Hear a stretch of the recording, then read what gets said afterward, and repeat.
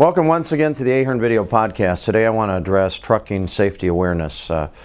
We've all heard the horror stories about the trucker that's parked. He gets hit by a private passenger vehicle. There's a $53 million judgment against the trucker. There's a $150 million judgment against the trucker. And the list goes on and on.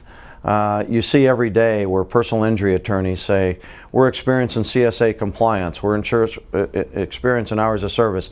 If you want to make a lot of money and you've been hit by a trucker, call 1-800-WILL-DEFEND or whatever they are.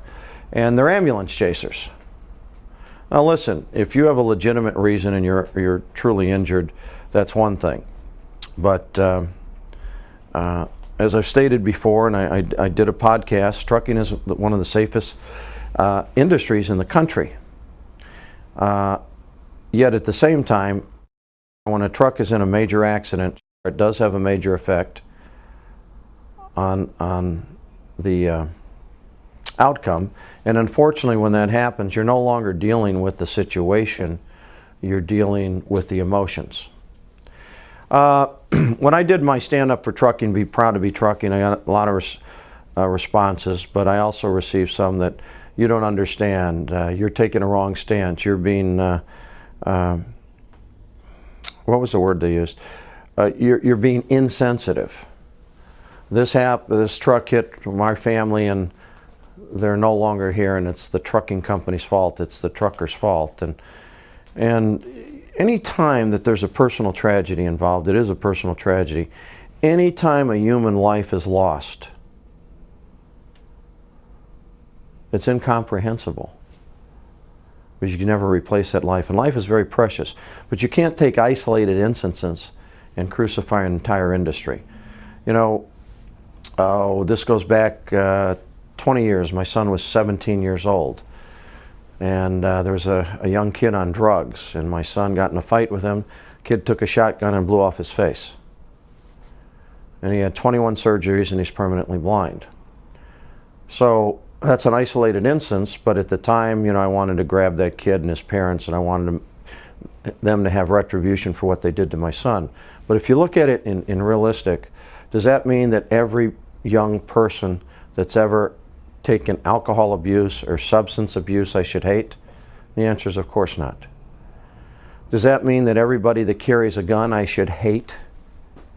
Of course not. Is there any way that I can bring back my son's sight? No. Only through education. And you got to think about that. Well, I'll give you an example. Recently I went to the Truckload Carriers Conference, and I was involved in a lot of meetings, and my wife had come along, and I realized that, you know, meetings are great, business is great, but I need to spend some quality time with my wife. So I tell her, look, I don't know Dallas at all, but I'm going to hire a driver and a car, and I want to show you Dallas because it's a beautiful city. And this is a true story now. So we're in the car, and the driver's driving, and I'm telling him that, you know, the trucking industry is one of the safest industries in the country, yet nobody likes us, everybody hates us. And the problem with that is that we're as middle America as you can get, and it's an education process. No sooner did I say that we were hit by an 18-wheeler. Now, it wasn't a tragedy. The car was banged up, but we pull off to the side of the road, and the trucker comes out, and he's very apologetic. He's a big guy, probably weighs 325 pounds. He had his overalls on, and in his southern accent, he said, "You're in my blind spot, I'm sorry." And the driver was so shook, I had to take care of everything. But anyway, the driver was nice. He said it was his fault, and it was, but the private passenger guy was in his blind spot. And so after the truck takes off and the driver gets his exposure back, he says to me, "Mr. Ahern, don't take this offensively, but how can I like a trucking industry when I was almost killed?" And I said, "Well, you weren't almost killed. It was me and my wife that were almost killed, but you're missing the point. You weren't driving defensively. What kind of training do you get for driving behind trucks?" "Well, what do you mean?" I said, "You get no training?" "No." I said, in any situation, you're going to hit a certain blind spot.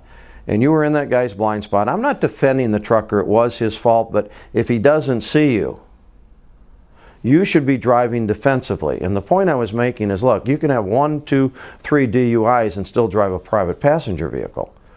Is a trucker going to make mistakes when he's driving? Absolutely.